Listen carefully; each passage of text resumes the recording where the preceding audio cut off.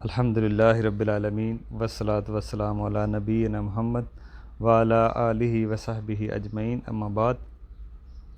دیکھیں، سب سے پہلے ہم نے جو بات کی ہے وہ عورتوں کے مکلف ہونے کی کون کون سی بلوغت کے لیے کون کون سی شرطیں ہیں، چیزیں ہیں۔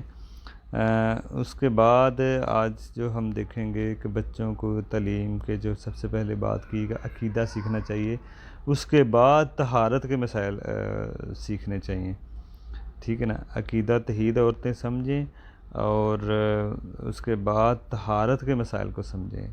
اسی طرح ایک اور مسئلہ ہے کہ جیسے مردوں کے لیے مسواک کا حکم ہے، عورتیں بھی اس کا اہتمام کریں۔ عورتیں خیر مسواک کا بہت کم اہتمام کرتی ہیں، اس کی بڑی فضیلت ہے، اور نبی علیہ السلام نے فرمایا اگر میں مشقت نہ سمجھتا تو میں اس کو ضروری قرار دیتا ہر نماز کے لیے۔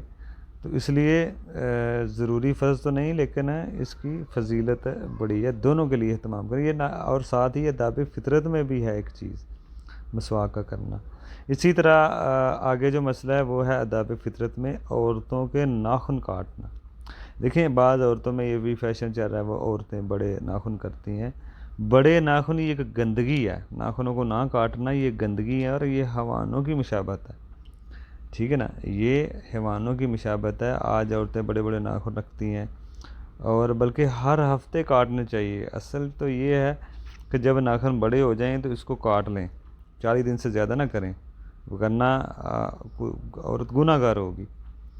تو یہ جو آج کل فیشن چل رہا ہے، فلمی عورتیں گانے والی عورتوں کی طرح چھوڑ دیے جاتے ہیں، یہ آج ہماری بہنیں جو کہ جائز نہیں ہیں اس طرح۔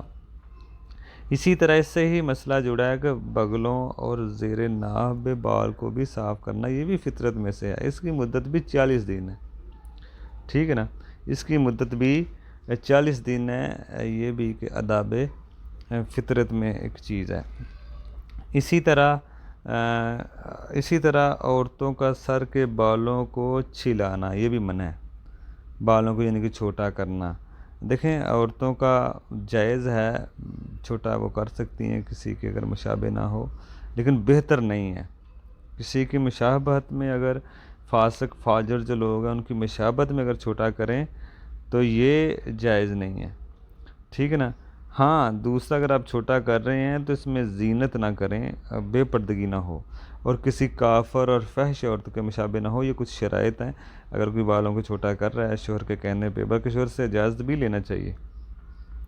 بلکہ بعض نے منع بھی کیا ہے کہ بالوں کو بالکل چھلا لینا، ایسے ٹینڈ کی طرح کر لینا، حلق کرا لینا، جیسے حج اور عمرے میں صفا مروہ کی سعی کے بعد عورتوں کو کہا گیا ہے کہ بس تھوڑے سے اپنے بال نیچے سے 1 انچ کاٹ لیں۔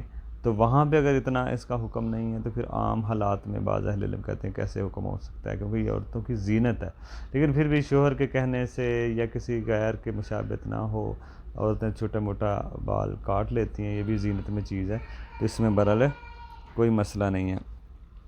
اسی طرح بالوں کو رنگنا، بلکہ نبی علیہ السلام نے فرمایا سفید بالوں کو رنگو، یہ سنت ہے، لیکن کالے رنگ سے بچنا، کیونکہ یہ حدیث ہے کہ جو کالے رنگ سے بالوں کو رنگے گا وہ جنت کی خوشبو بھی نہیں پائے گا۔